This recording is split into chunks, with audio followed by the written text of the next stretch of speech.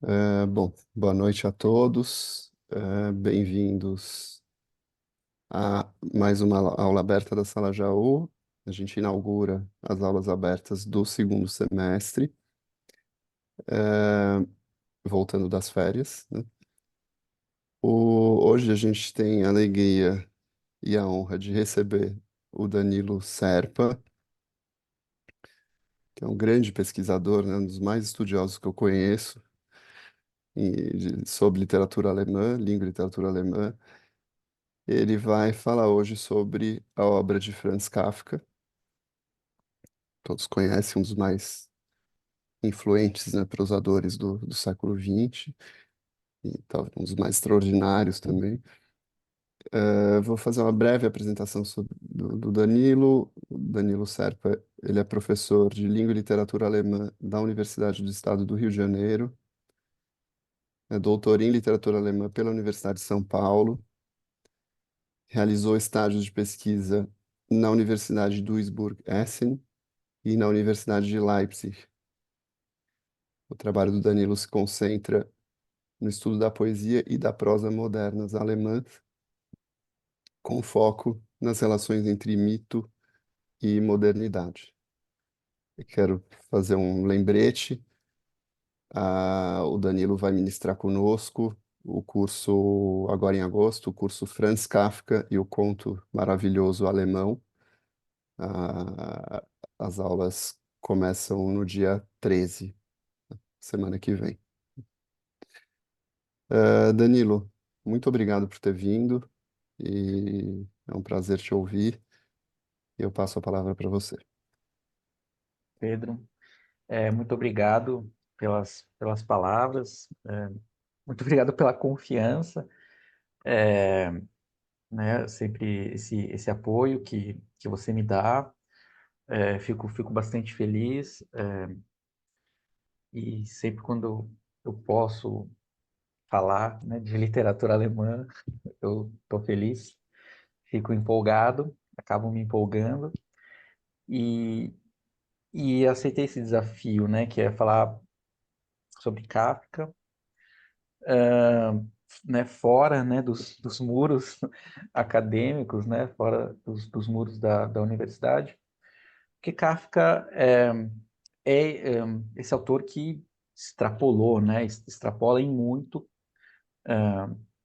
esse nicho, né, de simplesmente acadêmico. Eu vou tematizar isso um pouco ao longo da minha fala, eu tenho um roteiro aqui que eu quero seguir, umas partes vão ser mais aqui fixas, outras eu vou tentar expor um pouco de maneira um pouco mais livre. Bom, então, e eu gostaria de agradecer também a presença, né, de todas as pessoas que se reuniram hoje aqui. A aula aberta de hoje da Sala Jaú se vincula a uma efeméride que não deve ter passado desapercebida para a maioria de vocês: os 100 anos da morte de Franz Kafka. Ao longo deste ano, já aconteceram muitos eventos sobre o autor, e ainda teremos outros. Isto já nos diz algumas coisas. Se, de maneira geral, efemérides provocam a pergunta acerca da importância ou mesmo presença de um autor na atualidade, parece que, neste caso, ela se dispensa. Neste ano, Kafka esteve em foco. Sua popularidade pode ser percebida e, em muitos aspectos, até mesmo quantificada. Uma pesquisa em andamento do professor Helmut Galli reuniu 22 traduções da Metamorfose publicadas no Brasil, sem contar suas reedições e revisões. Assim sendo, é o texto literário de língua alemã mais retraduzido no Brasil. Neste ano, jornais e portais de notícias tampouco deixaram escapar a oportunidade de tratar do autor. Usuário de mídias sociais com muita parcimônia que sou, fiquei sabendo por uma matéria da Deutsche Welle, né, da emissora alemã, que Kafka é uma grande fonte de memes para a nova geração. Assim, assim sendo, procurando memes atuais sobre o autor, um me chamou particularmente a atenção. Eu gostaria de mostrar para a gente começar a conversar. Espero que não. ahn, espero que eu clique aqui. Ops, não. Espero que eu clique no lugar certo. É, então, né, o meme traz os dizeres, né, se a metamorfose fosse escrita em 2024. Provavelmente por imperícia minha, eu não descobri quem fez essa imagem, de quem é a autoria. Não sei se isso também é tão importante no contexto da internet, às vezes. Também não sei exatamente o primeiro local de publicação e se há sentidos específicos que se depreendem desse contexto. A resolução também não está muito boa, mas mesmo assim, né, podemos perceber elementos presentes na metamorfose, né, que não apenas a transformação de Gregor, né? Eu não sei se vocês conseguem ver pela resolução, mas ali em cima do celular, né, a gente tem esse retrato de uma mulher que lembra essa figura, né, da dama em casaco de pele boa, que tem um papel bastante especial no início não apenas no início da narrativa, né, em outros momentos importantes da narrativa, mas e que já é descrita, né, no primeiro e segundo parágrafo da Metamorfose. Mas claro, né, que aqui, né, isso, né, na narrativa, provavelmente esse retrato, né, esse quadro não está pendurado assim, né, em cima da cama do Grego. Esse cobertorzinho, né, também que cai, também lembra, né, o primeiro parágrafo da Metamorfose, né, e agora né, com essa nova forma ele não, o cobertor já estava pronto para cair, né, aqui a gente vê esse cobertorzinho no chão. A releitura de situações conhecidas da poesia, da ficção e de mitos, a partir da tirada de um selfie, né, que é o que a gente tem aqui, porque ah, ah, eu pude imaginar, ah, ou, né, ah, essa,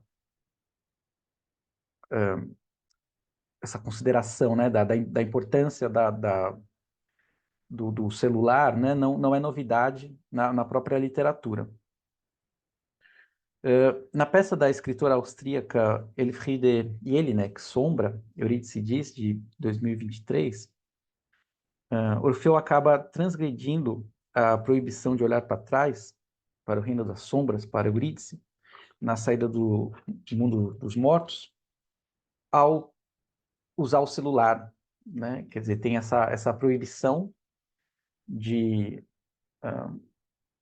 Orfeu, né, não deve olhar para Eurídice, até sair do mundo dos mortos, né, do mito antigo, e nessa peça de 2003 da Yele, né, que é dessa escritora austríaca, Orfeu na saída, né, ele não se aguenta e pega o celular, né, e acaba através do celular vendo, né, o que estava atrás, olha, e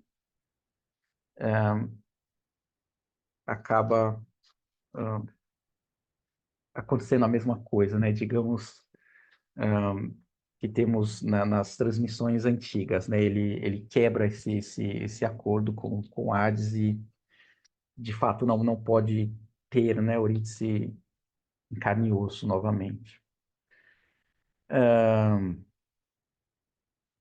De todo modo, né, essa figura também me lembrou a carta de 25 de outubro de 1915 de Kafka, endereçada à editora de Kurt Wolff, por ocasião da publicação da Metamorfose.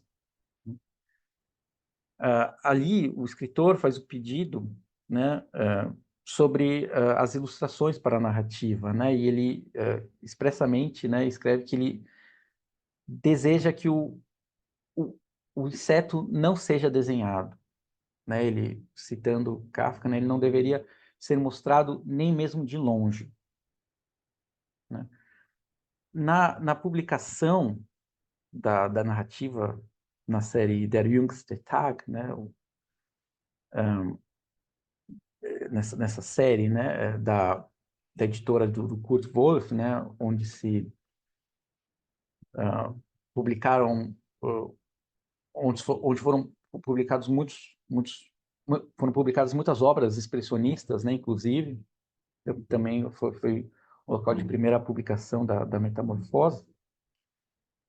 A gente tem essa ilustração, né, a porta entreaberta do quarto de Gregor, assim que possamos ver a metamorfose, mas apenas a reação de uma pessoa a ela, né, provavelmente o pai ainda em seu roupão de dormir. Agora, mas esse meme, né, inicial, ele me lembrou, então, essa carta e, de fato, o que acontece, né, nas edições publicadas no... Não, eu coloquei no Brasil, claro, né, que é o nosso contexto, mas isso não acontece só aqui, né? É, a gente tem, né, muito, muito forte, né, a imagem, né? Um, como se sabe, na metamorfose, Gregor transforma-se em algo não exatamente especificado, né? E nessas, né, 22, né, traduções que temos para metamorfose, claro que eu não vi todas, né? A maioria das traduções recorre a inseto, né? Para verter essa famigerada palavra Ungeziefer, né? Verme ou parasita seriam opções justificáveis também, né? Na crítica, né, eu já vi um texto que defende que esse bicho em que o Gregor se transforma é um Bettwanze, né, em alemão, um tipo de percevejo, o que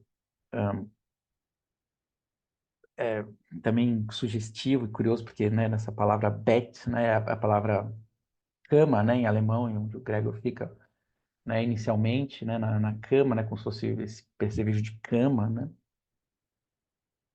A gente não precisa excluir a ideia de uma barata mesmo, né, eu não estou aqui condenando nada, tá? A, a, essa última empregada da família Sansa, né, que é mais, como se pode dizer, mais enérgica, ela, em um momento, já na terceira parte da narrativa, ela se refere a Gregor como Mistkäfer, que é um tipo de besouro, um besouro, né? Essa ideia também do besouro é muito forte, né? Além da barata e besouro, né? O Mistkäfer, né? É um besouro mais específico, né? Ele é um escaravelho, né? Quer dizer, esse rola-bosta, né? Que seria também em português, é uma designação para esse bicho.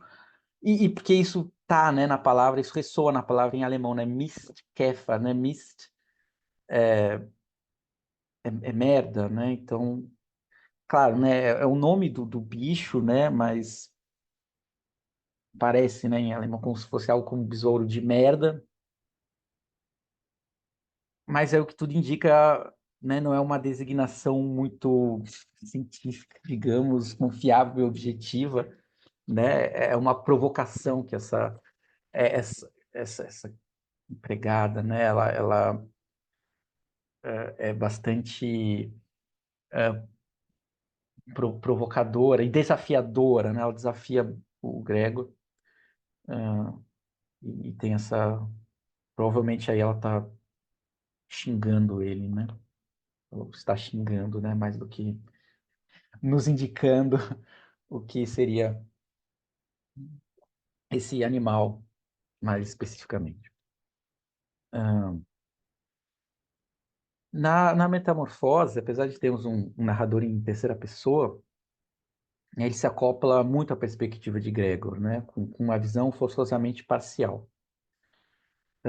Mesmo as reações e impressões de outras pessoas passo muito pelo filtro da focalização a partir de Gregor. Isso, claro, precisa mudar no final, né? Porque o Gregor morre. Não só então que a família... e a partir do momento que o Gregor morre, né? Claro, a gente tem outra perspectiva. Mas eu acho interessante que a partir desse momento a família também não fala mais no que o Gregor se transformou, né? Eles brevemente relembram da pessoa do Gregor, né? Do que ele era, né? Como humano, e não temos mais essa descrição dele como inseto, ou seja lá o que for. Quando ele morre, né, a Gretchen, né, a irmã dele, que cuida dele, em grande parte, ela fala, nossa, olha como ele está magro, né? Ele quase já não comia nos últimos tempos. Daí ela fala das perninhas, né? Né, olhem as perninhas, que como muitas vezes as pernas, né, do inseto as pernas do inseto são referidas, né, as perninhas do inseto. Mas claro que quando a Gretchen fala, olha as perninhas, como ele estava magro, isso não necessariamente, a gente não sabe quantas, né, quantas perninhas. E é aqui exatamente ela está se referindo a Gretchen. Mas é isso, né? Parece que o interdito, né, a impossibilidade de olhar alguma coisa justamente propicia e aumenta a vontade de vê-la, né? E por isso que eu achei que a ideia do meme inicial faz sentido, né? Vivemos em um mundo das imagens, das figuras, por mais insólito que isso possa ser, né? As figuras seriam uma garantia de veracidade, elas produzem uma ilusão de objetividade. Ilusão de objetividade, né? Isso que é com isso, né, que a narrativa de Kafka nos confronta quase todo instante em seus mínimos detalhes, né? Mas claro, né, vendo também, né, a, a figura do meme, claro que isso, claro que aqui a gente tem outro tema muito importante tematizado, que é da metamorfose, que é a isolação, né? O isolamento através do celular, né? Ele está ali fechado, né? Digamos, com o seu celular, entretido com o seu celular. Isso transparece um pouco em outro meme que eu achei, né? O que né? Talvez aqui a gente tenha delineado um pouco experiências, né? Delineadas experiências de redes sociais, né? Pelo que eu imagino, trata-se aí da discrepância entre o que se vê de fora e a situação mais íntima, entre a imagem social e a reservada, a pessoal, particular, ou a imagem própria, né? Por assim dizer. Então, assim, teríamos uma cisão entre a figura exterior e interior, e que isso a metamorfose também traria à expressão. Hum, é difícil, de fato, desconsiderar que a narrativa aborda temas como alienação, isolamento, que, como se julga, apenas aumentaram, ganharam importância neste mais de um século decorrido. Possivelmente, o grande tema da metamorfose se liga à dificuldade, à falta de comunicação. E parece que esse tema também não perdeu, né, importância ao longo desse tempo em nada, né? Mesmo em tempos de integração por redes, né, de maior desenvolvimento dos meios de comunicação. É provável que na figura mostrada é provável que a figura mostrada tenha uma base na identificação da pessoa com o que acontece com o protagonista da narrativa. Quer dizer, digamos, alguém que pensou nesse meme, talvez de alguma maneira se identifique com o Gregor, né? Nessa situação, como ele se sente isolado, fechado, ou como ele se vê a si mesmo. É uma questão que eu acho bastante curiosa, né? Essa identificação com o Gregor. As pessoas podem se identificar com ele. E eu gostaria mais à frente de retornar essa questão da identificação com personagens de Kafka. Claro que aqui também a gente tem uma ideia, né? Eu estou supondo, né, as coisas, de que a metamorfose, né? Quer dizer, supondo o que a pessoa que criou essa imagem, o que possa ter passado na cabeça, né, da pessoa, né? Talvez o que ou, né? Para a gente não precisar ir até aí, né? Mas quais associações que a figura provoca, né? E claro, uma delas é essa ideia, né? Que também não é tão estranha a metamorfose de que o que a gente tem ali é uma tristeza, né? Que a metamorfose toda se relaciona com uma tristeza que ganha traços de doença, né? Com perda de relações sociais significativas, né? Com esse deslocamento, né? Inclusive dentro da própria casa, da própria família, com a pessoa fechada no seu quarto. Bom, de maneira geral, né? Essa experiência que eu fiz de tentar procurar coisas da nova geração, né? Como a notícia de jornal dizia, a matéria, né? Da imprensa dizia, essa geração Z, né? Que ela mostra, né? De Kafka, né? E olhando isso, fica de fato claro aquilo que eu já tinha falado, né? Da metamorfose como parecer de fato, pelo menos aqui no pelo menos nessa olhada mais imediata, né, que me vem, né, a partir das relações também que eu tenho na internet, a partir aqui do Brasil, né, como de fato a metamorfose tem uma centralidade, né? E ela né, a metamorfose é a obra mais extensa, né, publicada em vida pelo autor. Depois, mais para frente, eu quero falar um pouco, né, sobre essa questão da publicação, né, dessa história da publicação das obras dele. Metamorfose foi escrita por volta de 3 semanas, entre novembro e dezembro do ano de 1912, quando Kafka tinha 29 anos, e interrompida, e ao longo, né, dessas 3 semanas, teve uma interrupção, né, no fim de novembro, por causa de uma pequena viagem de trabalho que o Kafka teve que fazer, e essa narrativa, né, inclusive, ela foi objeto de um julgamento bastante rigoroso do autor, do próprio Kafka. A gente sabe, né, mais ou menos dessa cronologia aqui pelas cartas que o Kafka envia a Felice Bauer, né, que viria a ser sua noiva, a quem Kafka tinha conhecido há alguns meses antes, né.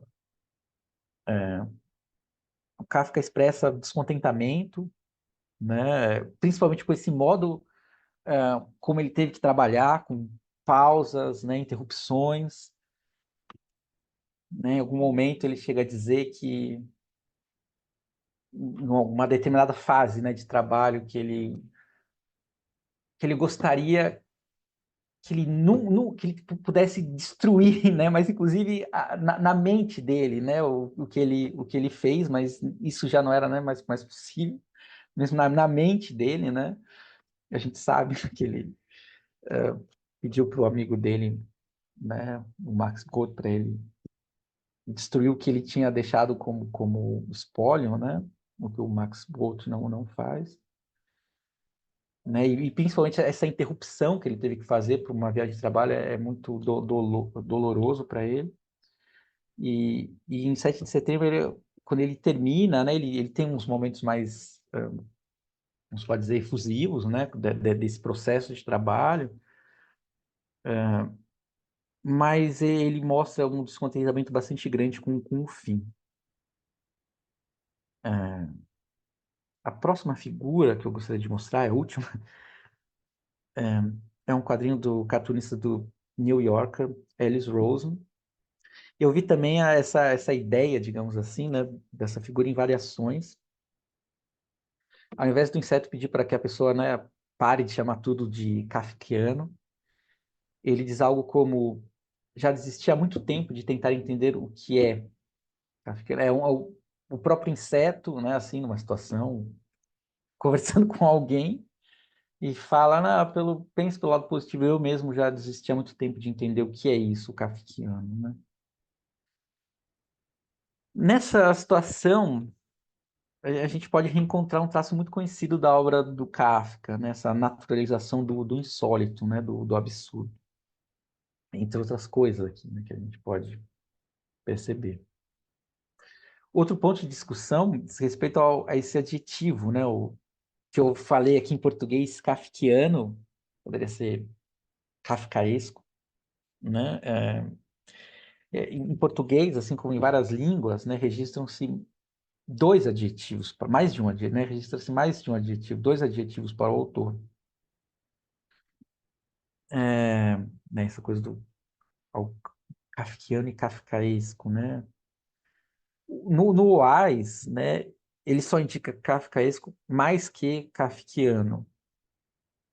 E o kafkiano se refere, né, segundo o Wise, tanto à obra de Kafka quanto à atmosfera que ela evocaria. Agora, algumas palavras, né, aparecem, né, como essa ideia do pesadelo, do absurdo. A gente pode talvez acrescentar, né, eu percebo, né, que esse adjetivo ele é usado aqui, né, em português, muito em relação a uma burocracia extensa, incompreensível, ilógica, e situação ilógica. Claro que isso também não só no português agora, né, ao que se refere, né, esse kafkiano, kafkaísmo, as situações ilógicas, e é algo que se estende por uma ideia de civilização, né? Não faz sentido, né? Que nessa busca de otimização, racionalização dos processos, vai se tornando, vai mostrando esses, um quadro geral cada vez mais irracional, né? E a isso a gente também pode acrescentar certamente a dimensão do terror, né? Que existe na obra do Kafka de maneira geral.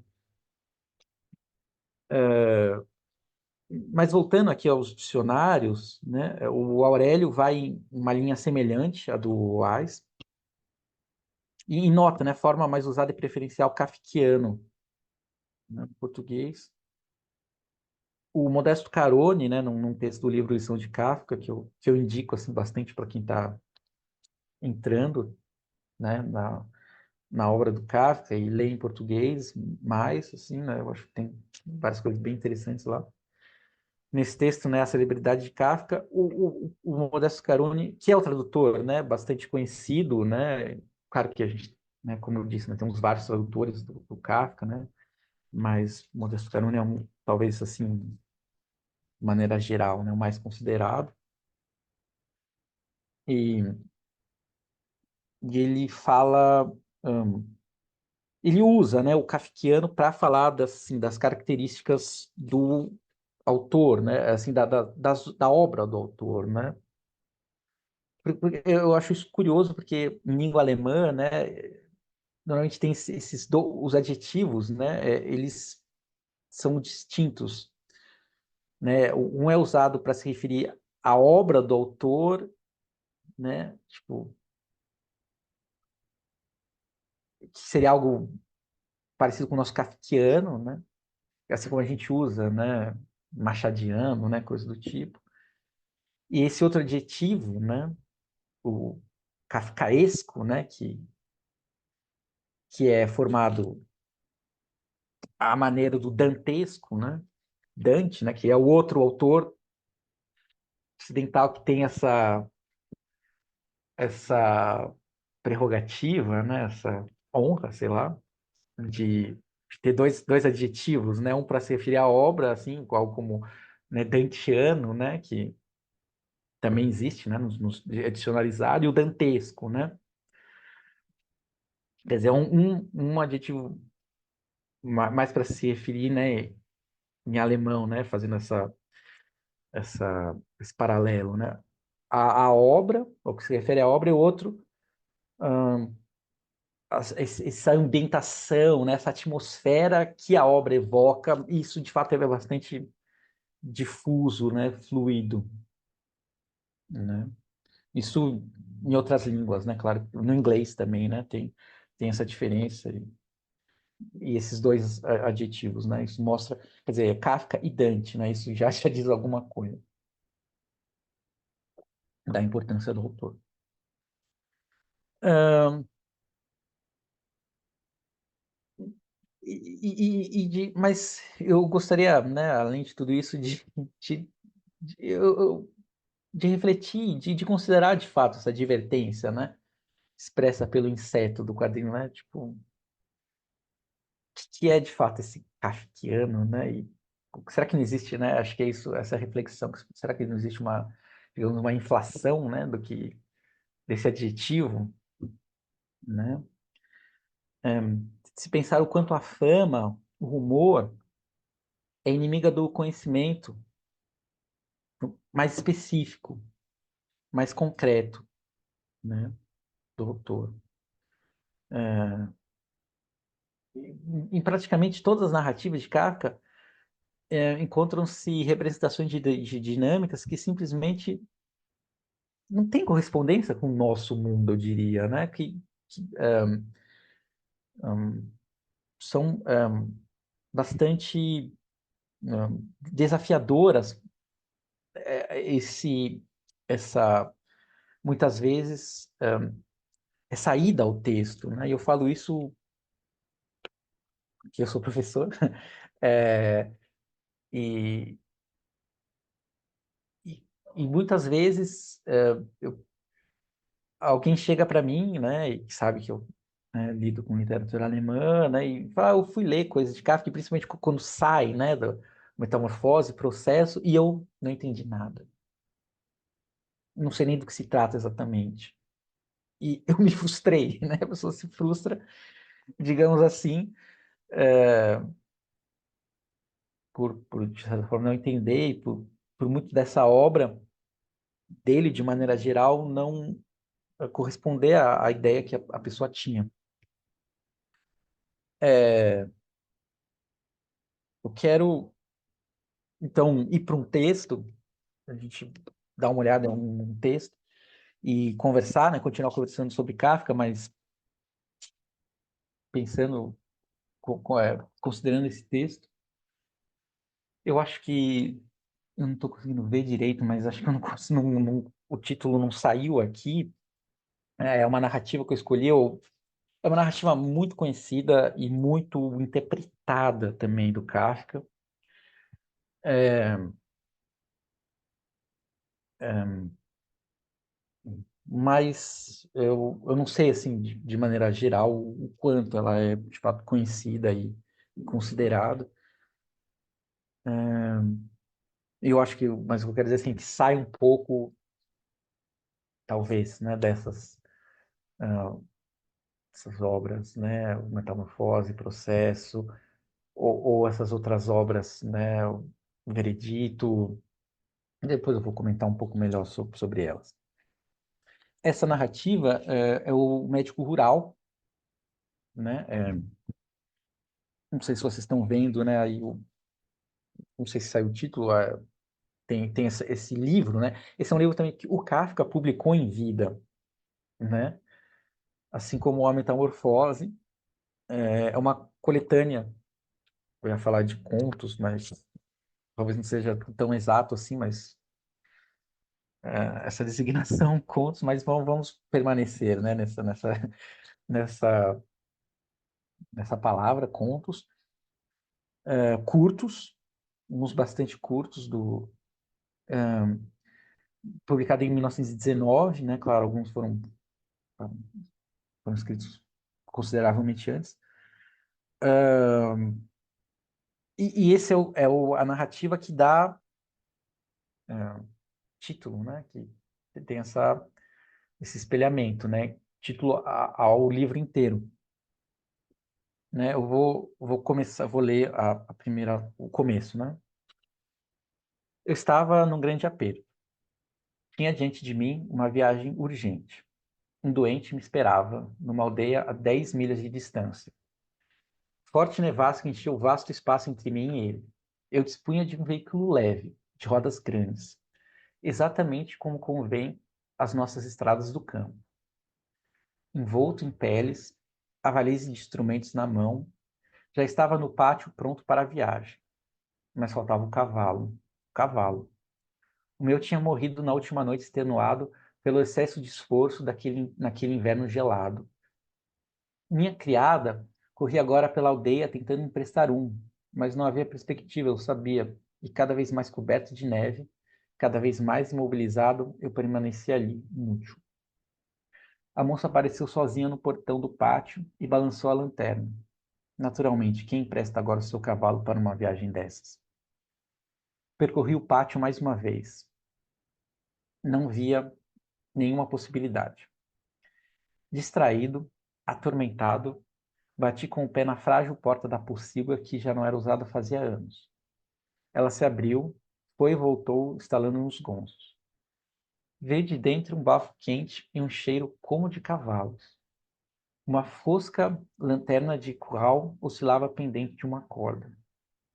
Um homem, acocorado no cômodo, baixo, mostrou o rosto aberto de olhos azuis.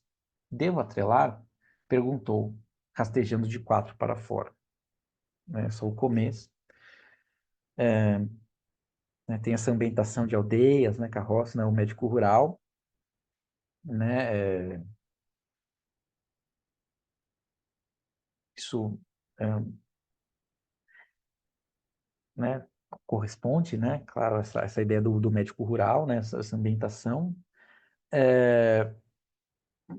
Mas isso acontece, né, em muitas narrativas de Kafka, né, essas passagens surpreendentes, né, essa, essa entrada de algo inesperado, né, quer dizer, ele estava ali, né, pronto para viajar, mas não tinha o cavalo, ninguém queria emprestar o cavalo, porque, enfim, né, fazer uma viagem, né, na neve é muito extenuante,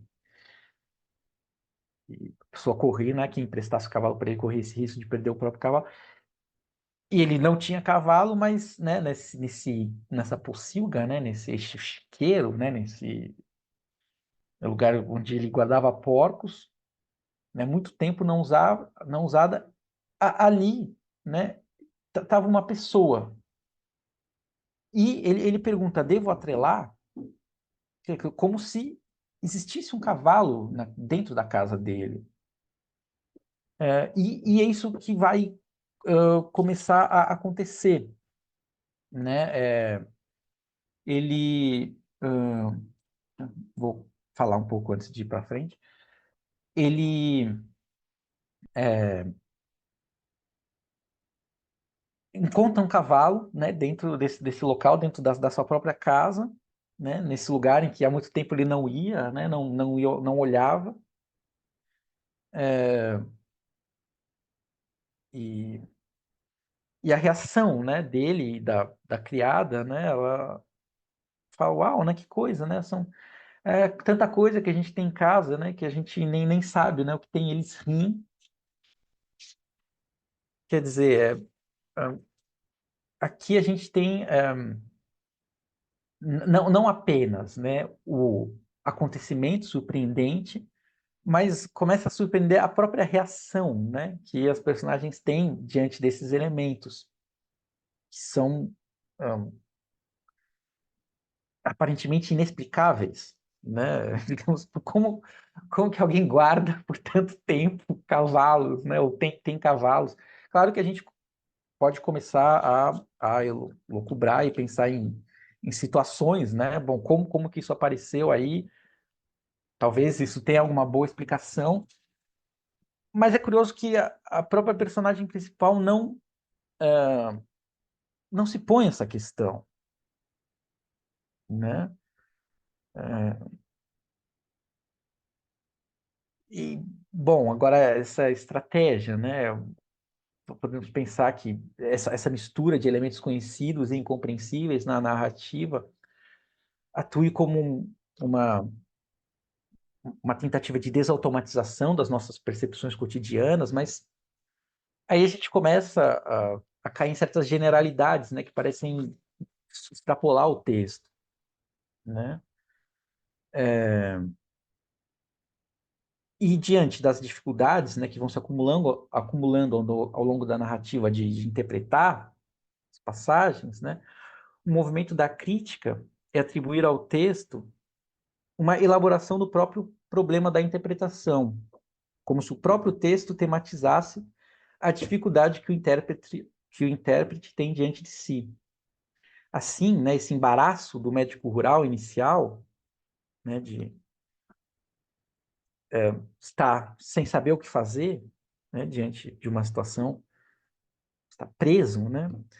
Esse embaraço, ele se transforma, né, ele é visto como uma reflexão, né, um espelhamento do próprio embaraço dos intérpretes, como tentam começar, quando tentam começar a desvendar, né, a interpretar o texto. Depois a gente pode falar um pouco mais sobre esse embaraço, que ele também tem algumas... é sempre... ele supõe, né, também um certo espelhamento, uma certa identificação, né, da personagem com quem lê. Mas eu gostaria de, então, continuar lendo um pouco mais dessa narrativa. E então é isso que acontece, né? Esse médico rural. Aqui a gente tem uma narrativa em primeira pessoa, né? Esse médico rural que conta. A gente tem algumas sutilezas, né? Que são muito curiosas e difíceis também de interpretar, né? Ele interpreta. ah, ele conta, né, no pretérito, né, nesse tempo do passado. Hum, mas e a gente tem alguns mínimos ruídos, né, em relação a referenciais, né? Aqui eu acho curioso, por exemplo, como ficou no português, né, o meu cavalo tinha morrido na última noite pelo esforço naquele inverno gelado, né? Às vezes parece que é uma lembrança próxima, às vezes se tratando de uma coisa mais distante. Então esse cavalariço sai do chiqueiro, da pocilga, né, desse estábulo de porcos, digamos assim, em que ele encontra dois cavalos, né, e começa a atrelar esses cavalos para a viagem do médico, e o médico fala, né, ajude-o. Eu disse, né, ele tem a criada, né, e a moça solícita se apresentou a entregar os arreios do carro ao rapaz da estrebaria. Ops. Ah, é. Mal ela estava perto, no entanto, ele a agarra e comprime o rosto no dela. A jovem dá um grito e se refugia em mim. Duas fileiras de dentes estão impressas em vermelho na maçã do seu rosto. Animal! Grito furioso. Você quer o chicote? Mas logo me lembro que ele é um estranho, que não sei de onde vem e que me ajuda espontaneamente onde todos os outros falham. Como se conhecesse meus pensamentos, ele não leva a mal a minha ameaça, mas apenas se volta para mim, sempre lidando com os cavalos. Suba, diz ele. Efetivamente está tudo pronto. Noto que nunca viajei com uma parelha tão bonita e subo contente. Quem dirige sou eu. Você não sabe o caminho, eu digo. Sem dúvida, diz ele. Mas eu não vou, fico aqui com a Rosa. Não, grita a Rosa e corre para casa com o correto pressentimento da inevitabilidade do seu destino. Ouço retinir a corrente que ela põe na porta. Escuto a lingueta entrar na fechadura. Além disso, vejo-a apagar na corrida todas as luzes, que não consigo ler, do vestíbulo e dos quartos que atravessa com o intuito de impedir que seja encontrado. Você vai junto, digo ao cavalariço, ou então desisto de viajar, por mais urgente que seja. Não cogito em entregar a moça como preço pela viagem. Em frente, diz ele, bate palmas. O veículo é arrastado como madeira na correnteza. Ainda ouço quando a porta da minha casa estrala e se espatifa ao assalto do cavalariço. Depois, olhos e ouvidos são tomados por um zunido que penetra uniformemente todos os meus sentidos, mas por um instante apenas, pois como se diante do portão do pátio se abrisse o pátio do meu doente, já estou lá. Os cavalos estão quietos. A neve parou de cair. O lar em volta. Os pais do doente saem correndo da casa. A irmã dele atrás. Quase me arrancam do carro. Não capto nada das falas confusas. No quarto do doente, o ar é quase irrespirável. Negligenciada, a estufa fumega. Vou abrir a janela, mas primeiro quero ver o doente. Magro, sem febre, nem frio nem quente, os olhos vazios, sem camisa, o jovem se ergue debaixo do acolchoado, pendura-se no meu pescoço, cochicha-me no ouvido. Doutor, deixe-me morrer. A narrativa continua, né? Não acaba aqui. Mas aquela ideia, né, que eu disse do insólito, né, se intensifica, né? Quer dizer, de repente temos esses cavalos mágicos, né? Quer dizer, eles não são cavalos que apenas aparecem do nada, mas a princípio eles são cavalos mágicos, né? Quer dizer, ele tem ali uma longa jornada para percorrer, mas com a ajuda desses cavalos ele faz isso em um instante, né? Como se diz aqui, como madeira na correnteza. É, agora, o que é bastante curioso aqui, né? Entre outras coisas, claro que, né, uma narrativa muito muito complexa, né? Muito muito rica, né? A gente precisa de muito tempo para desenvolver, mas a gente tem essa ajuda, digamos, né? Que vem incompreensível, né? Você pode pensar algo como, né, um cavalo mágico, uma ajuda divina, né? E quando ele chega lá, né, o paciente dele quer morrer, né? Doutor, me deixe morrer, né? E aí o pensamento dele né, poxa, né? Agora sim, né? Quer dizer, agora sim os deuses ajudam, né? Quando eu tenho que sair de casa, eu deixo a Rosa, né? Que enfim ele nomeia, né? Essa criada dele que ele chama inicialmente, para um cavalariço, né? Para ser violentada. E quando eu chego aqui, o próprio doente não quer ser ajudado, né? Ele mesmo quer morrer. E um, quer dizer, agora sim, né? Quer dizer, agora sim eu sou ajudado, né? Eu fui ajudado. Então, quer dizer, temos essas contínuas viradas, né? Quer dizer, ele temos inicialmente esse insólito que se transforma em algo maravilhoso, em algo do maravilhoso, de uma ajuda inexplicável, um milagre, mas esse milagre não contribui para uma salvação, para uma solução, muito pelo contrário, apenas agrava, intensifica os problemas, né? a narrativa é um pouquinho mais longa, né? Continua e coloca muitas dificuldades, né, para a interpretação. Mas eu gostaria, então, para finalizar, né, e ter fazer digamos, um fechamento dessa ideia, né, da dificuldade de ler Kafka, sem aqui também, né, nunca tive, não tive, né, a pretensão em nenhum momento de entregar alguma chave, né, de leitura, porque acho que a princípio é isso que o Kafka é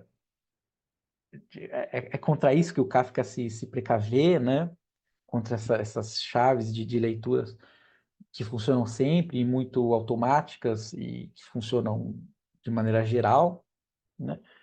Eu gostaria de chamar a atenção para esse lado, para como esses textos, o texto funciona, assim, também no aspecto do divertimento, né?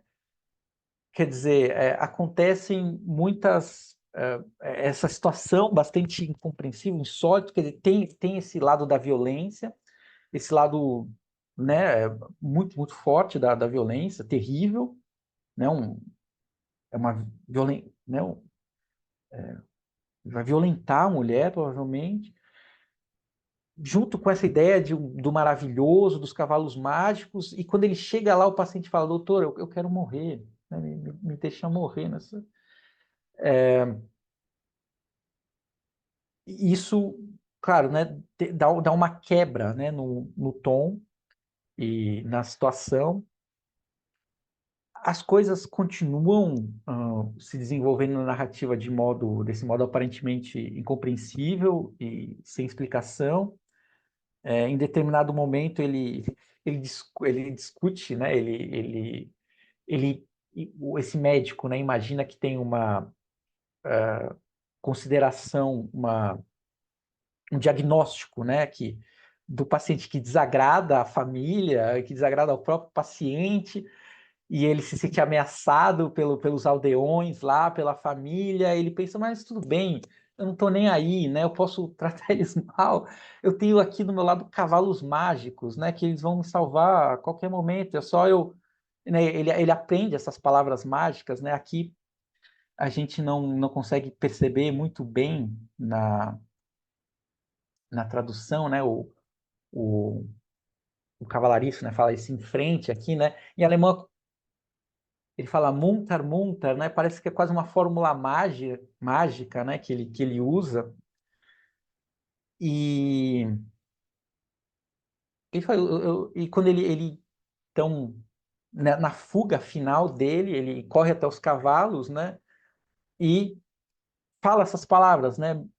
Em frente, né? Muntar, muntar. Mas aí os cavalos não...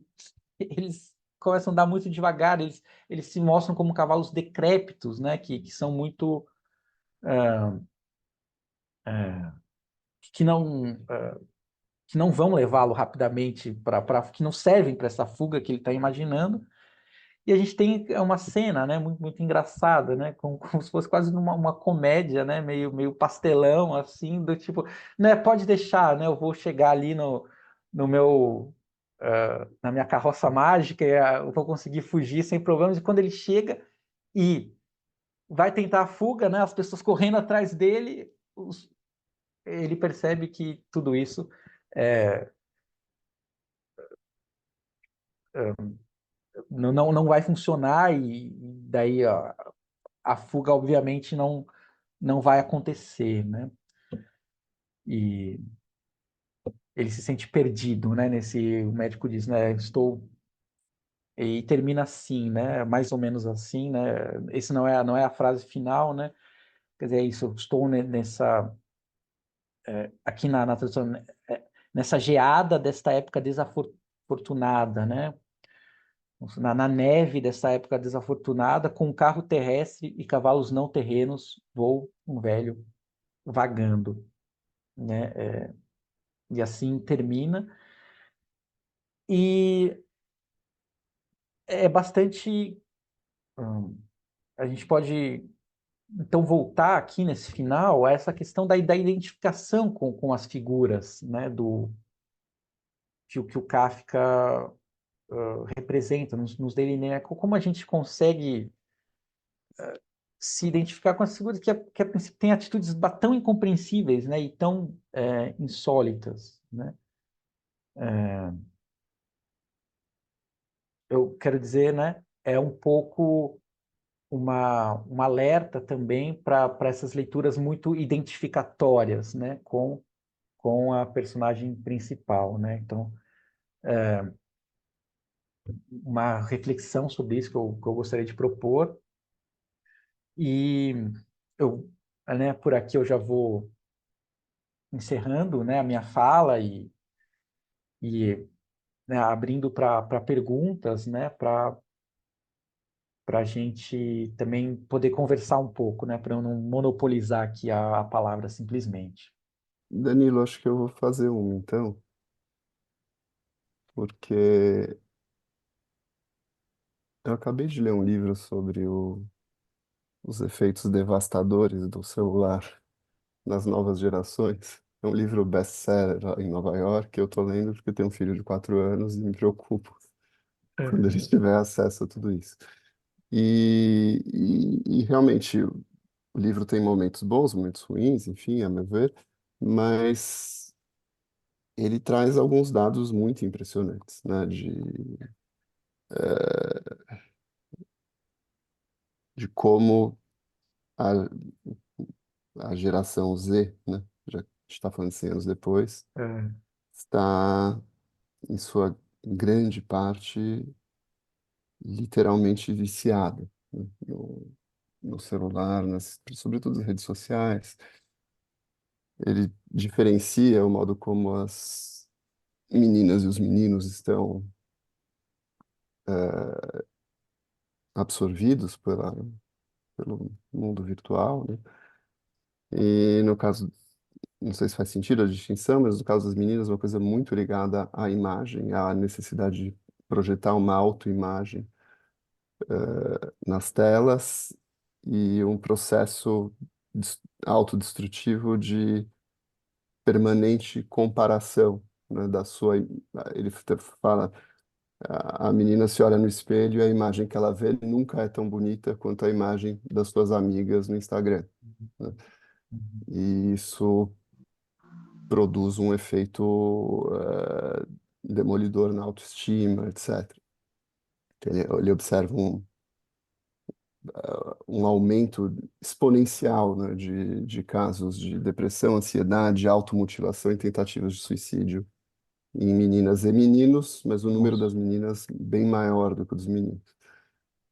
E, e aí você trouxe o Gregor, né, se olhando no celular, e aquela imagem comporta várias leituras, ele pode estar tirando uma Uhum, selfie, como você falou, algo que eu não tinha pensado, né, e isso torna muito interessante a coisa. O Kafka queria esconder, né, o Gregor não aparecer, e isso tem um sentido muito importante, como você mostrou, para produzir na imaginação esse estranho, né, em que ele se transforma.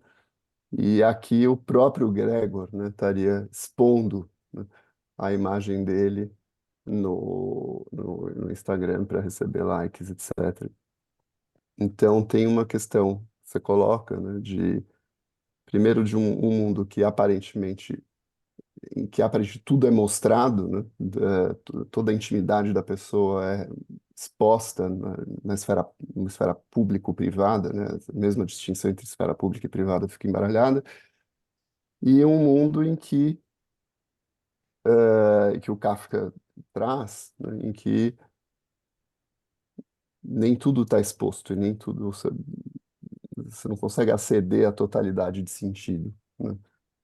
uhum, E, enfim, não sei se você poderia falar um pouquinho mais sobre isso, porque a gente vive num mundo aparentemente em que temos acesso a tudo, né? Tem é, a lei de transparência de dados, de informação, etc, etc, etc. E, no uhum, entanto, talvez o mais importante continue oculto, né? uhum, uhum. Obrigado, Pedro, pela sua fala, né? Eu achei interessante perceber nessa essa repercussão, né, dessas ideias que eu trouxe aqui, né, em relação a, a essas figuras, né? É, e, de fato, né, o Kafka, ele muito dessa literatura, né, dele que tem esse aspecto de fato do terrível, do terror, se baseia em subentendidos, né? E, não é tão exposto, né? Algumas coisas assim não são tão expostas. É esse jogo, né, muito complicado entre o que se mostra e o que se oculta, né, na literatura dele. Quer dizer, esse aspecto muito importante, né, do narrador do Kafka, né, que o Modesto Carone designa, né, como esse narrador insciente, né, que não sabe, né, que é bastante apto, né, para narrar, bastante qualificado, mas ao mesmo tempo desconhece coisas importantes sobre a sua própria situação, né, e para coisas importantes para expor, né, sobre a própria situação.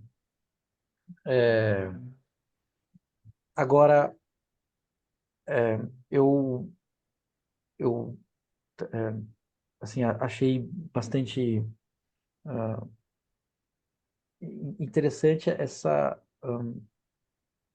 assim, o Kafka ele nunca mostra exatamente, né, que bicho é esse, então, né, a partir dessa perspectiva que a gente tem do Gregor, mas isso até nem é uma coisa só de agora, né, mas existe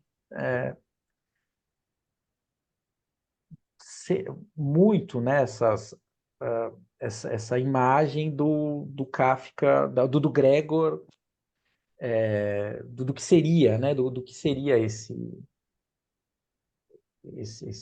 animal, né? Eu achei aquela imagem muito significativa, assim, os adolescentes estarem se sentindo cada vez mais Gregor Samsa no íntimo, sabe? Mas é esse é o Isolados ponto. no quarto, no É, celular, algo. é. A gente tem algumas perguntas surgiram aqui. Posso passar para você? A gente ainda consegue mais uns 15 minutinhos. Uhum. O Lucas faz duas perguntas, acho que eu vou juntar as duas e depois tem a pergunta da Cristina. Primeiro, ele pergunta até que ponto Kafka sofreu a influência de Dostoiévski, se ele sofreu alguma ou não. E isso talvez se conecte com a segunda pergunta, se o Kafka estava mais inclinado. Ah, isso eu não vi, desculpa, Mariana e Thaís, desculpem. Se o Kafka estava mais inclinado para o expressionismo ou para o realismo, né? Eu lembrando que o Modesto Carone É. o chama de fabulador realista. Enfim, então são duas perguntas. Desculpa, Mariana e Thaís, eu não vi. Bom, né? Sobre as influências em Kafka, né? É um ponto muito também estudado. Claro, Kafka conhecia a literatura, né? Ele tem essas grandes influências, né? Dentro da literatura alemã, né?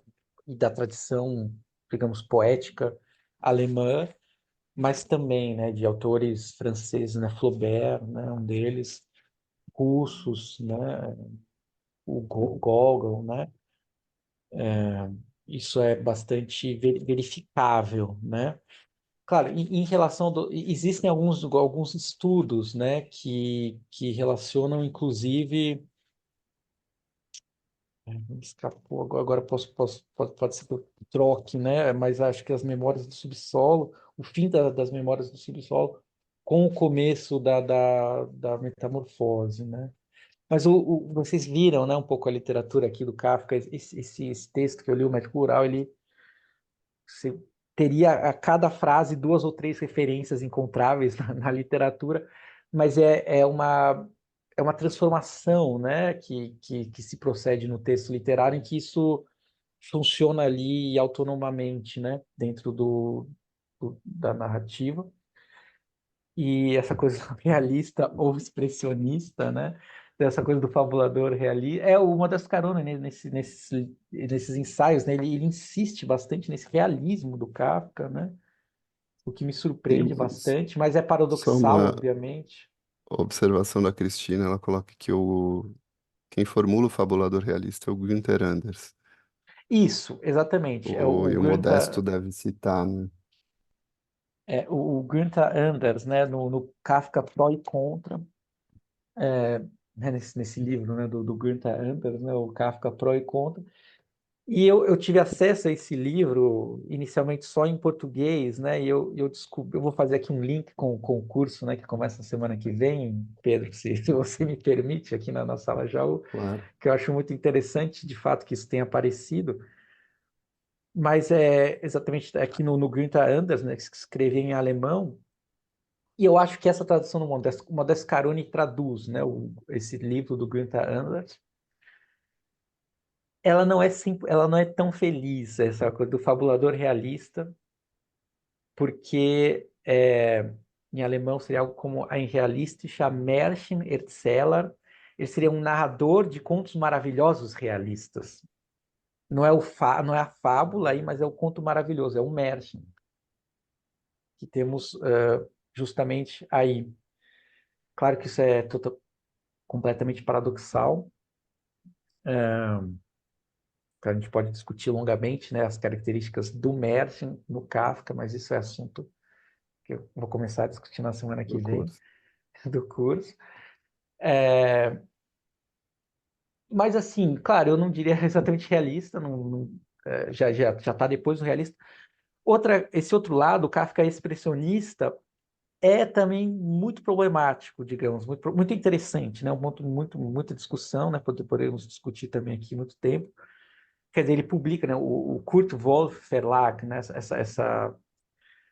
Ah, essa editora, né, do Kurt Wolff, publica muitos expressionistas, ele publica em vários meios, né, dos expressionistas, mas o Kafka, a gente sabe, né, por cartas dele, também por escritos dele, que ele tinha muitas ressalvas quanto ao expressionismo também. Ele gostava de se diferenciar dos expressionistas, né?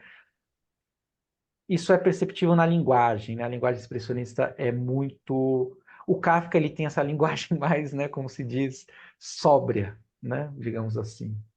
Isso é muito diferente dos expressionistas.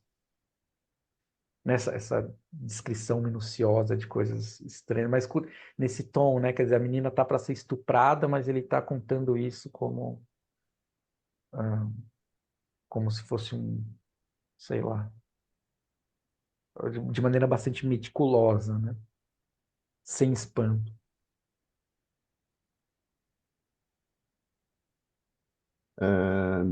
Eu vou para as perguntas que levantaram a mão. Eu não sei quem levantou primeiro, se foi a Mariana ou a Thaís.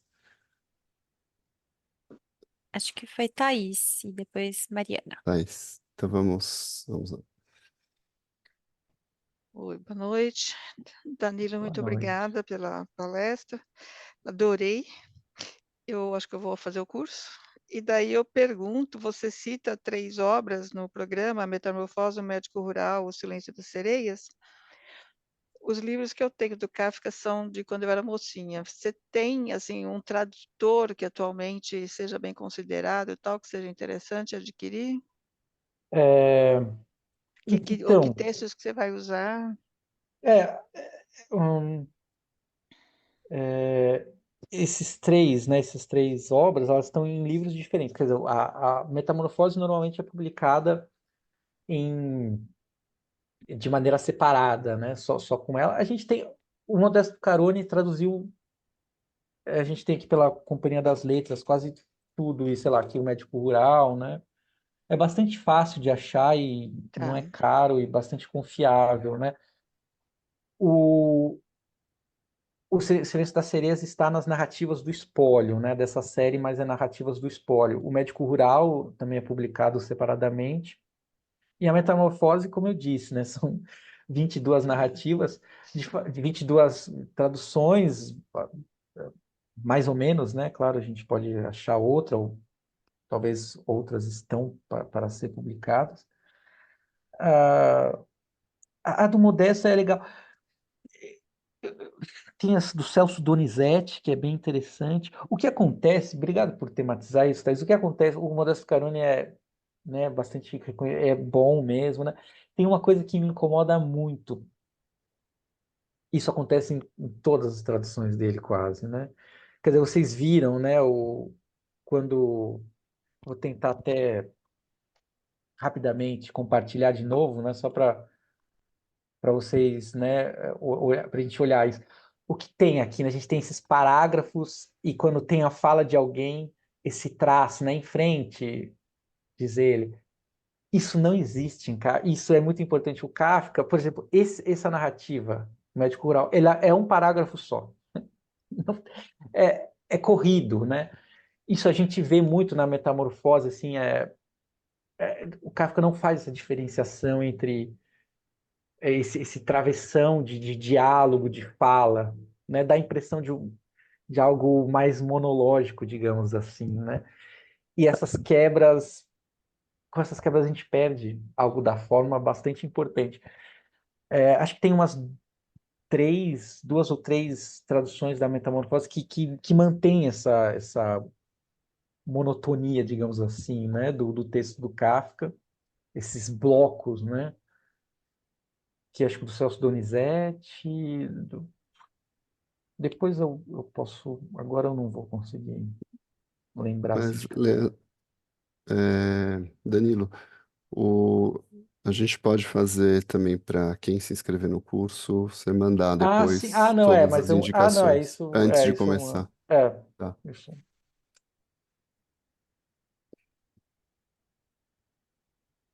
Tá ok, obrigada. As próximas coisas eu pergunto no curso. Obrigado, Thaís. Mariana, Boa noite, Danila. Obrigada também pela palestra. Eu vou deixar Boa as noite. perguntas longas para o curso também. Eu só queria comentar rapidamente.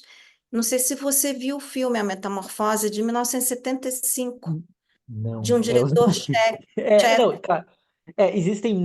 O Médico Rural, a gente tem também adaptações cinematográficas, né? Vocês acham facilmente na internet, tem uma adaptação. O Pedro colocou também, né, na divulgação. O Kafka, ele é bastante. O Kafka e cinema é um tema muito, muito né, importante e tem muitas ramificações. Eu admito que esse filme ainda não vi, vou tentar ver o mais É rápido porque no possível. filme a gente tem toda a perspectiva do Gregor sem ver o inseto. Isso que eu achei legal combinando com a sua fala, né? Né, e Porque isso é a muito. câmera está no inseto. Então, é o Aham. inseto vendo o quarto, é o inseto vendo a família, a gente, é muito claustrofóbico o filme, inclusive. A E narrativa. angustiante, porque você não vê quem está vendo, né?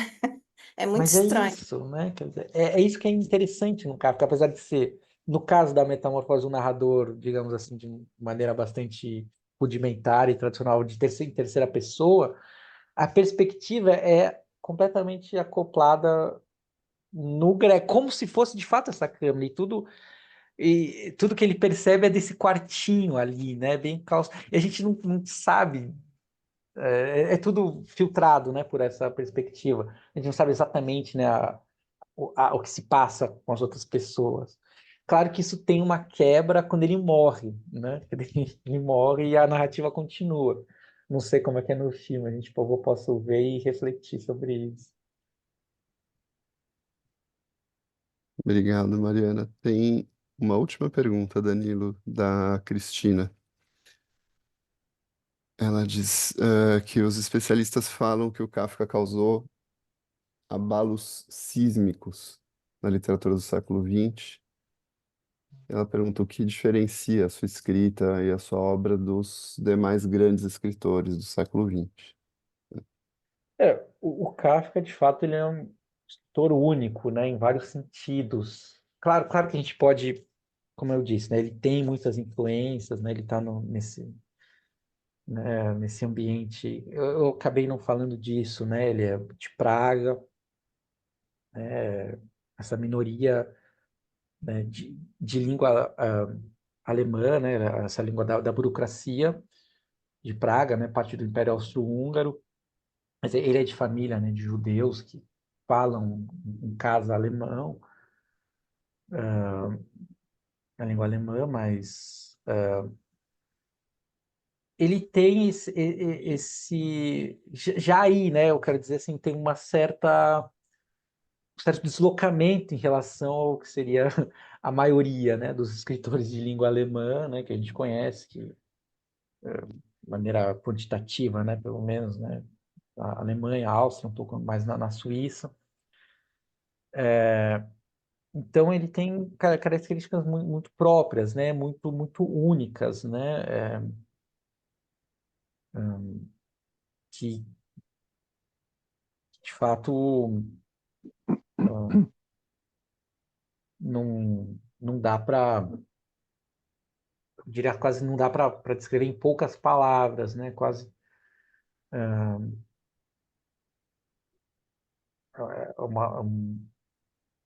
digamos, quase todo esse esforço, né? Dessa fala e da crítica, né? Do Kafka, que é muito vasta, né? Em, em determinar isso, mas de fato, né? A gente percebe isso na própria dificuldade de classificá-lo, né? Essa coisa, né? Ele próximo dos expressionistas, mas diferente, próximo de círculos de escritores, né? De Praga, mas também bastante diferente, né? E muitos escritores, né? Muito importantes na época, né? Acabaram tomando conhecimento com o Kafka e perceberam, né? Que algo ali muito próprio, muito diferente, né? Em 1925, né, tem essa designação do Hermann Hesse, né, que é o escritor de língua alemã, e que fala, não, esse príncipe, algo, né, esse rei oculto da literatura alemã, né, o Kafka. Ele era bastante desconhecido até então, né? Hoje ele já não é esse príncipe oculto, né? E principalmente após, né, a Segunda Guerra, ele tem uma recepção muito difundida e hoje é incontornável, né, eu diria. Quase ninguém que lida com literatura, como ele é como Dante, sei lá, como esses grandes marcos, né, da literatura.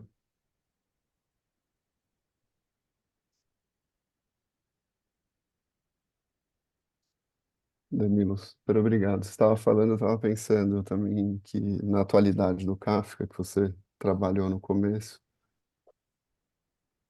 e pensando nos outros grandes ali que escreveram naquele momento, né? Proust, uma parte do Thomas Mann, né? Uhum.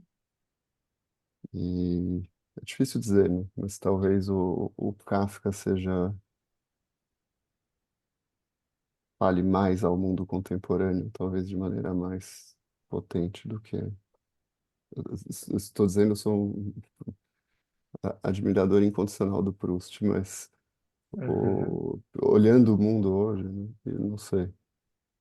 Talvez o Kafka fale mais sobre o mundo do século XX. Enfim, É interessante. Eu tenho essa impressão, né, que o Kafka, ele é, né, em relação a esses nomes que você citou, né, Thomas Mann, né, também, né, de língua alemã, é mais vanguardista, né, o Kafka, né, ele tem experimentos estéticos muito mais radicais, né, que é dessa forma de exposição dele, que é dessa perspectiva bastante abafada, né, que a gente falou um pouco, né, em relação à metamorfose, né, que traz um pouco, né, inclusive essa ideia do claustro, né, do aperto, né, da angústia, Eu acho que assim, a radicalidade estética, assim, a gente pode dizer assim, em Kafka, talvez seja esse link, né, com, com o futuro, digamos assim. Quer dizer, claro que hoje a gente não vive, né, dentro da,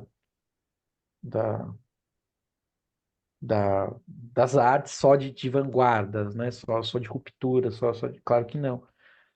Mas a literatura do Kafka tem esse aspecto.